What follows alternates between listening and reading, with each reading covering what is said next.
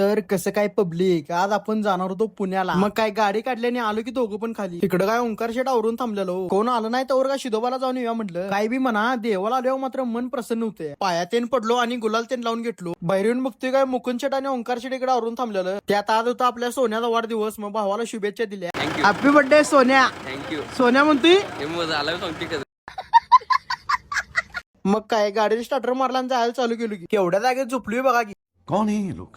पुढे येऊन गाडी जरा चा प्याला थांबवली. जरा फ्रेश होते हो चा पेल्या. वडला की सुरका सुर की ना तवर का सोन्या तिकडे काहीतरी चालू होतं. काय जेल आय गट डॉग.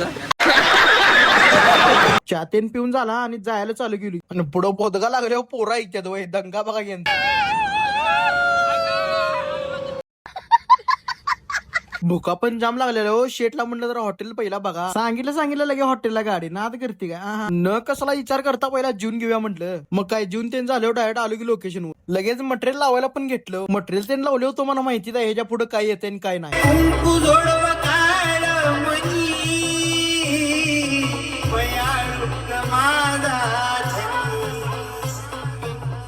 साऊंडच्या इथं आल्यावर नाश्ता नियोजन होतो. म्हटलं मागं जरकून दणका देऊया. नाश्ता तेन करून झाला आणि बसला की डायरेक्ट बोल दोनो बाय दोन तबाई. मोर्या साऊंड सातारा अँड त्रिकालडिओ सांगली. पब्लिक पण बक्कळ होतो नाचायला, कारण की आपला गारवाच तसा आहे. पुन्हा म्हणल्यावर ट्रॉफिक येणारच की हो. कशा आहेत गाड्या रांगच लागल्या. साऊंड पुढे घेतला आणि सोडवाय चालू केलो. डायरेक्ट गाडी भरलेला दाखवलंय, कारण की पोर कमी होती. गाडी तेन भरून झाल्यावर डायरेक्ट आलो की आम्ही जेवायला सगळी जण. जेवून तेन झालं आणि चाललेलो गाडीकडे. गाडीत येऊन डायरेक्ट झोपून टाकलो, कारण की वैतागले. भावानं आजचा ब्लॉग इथे सपतोय. जाताना भावाला फॉलो करा.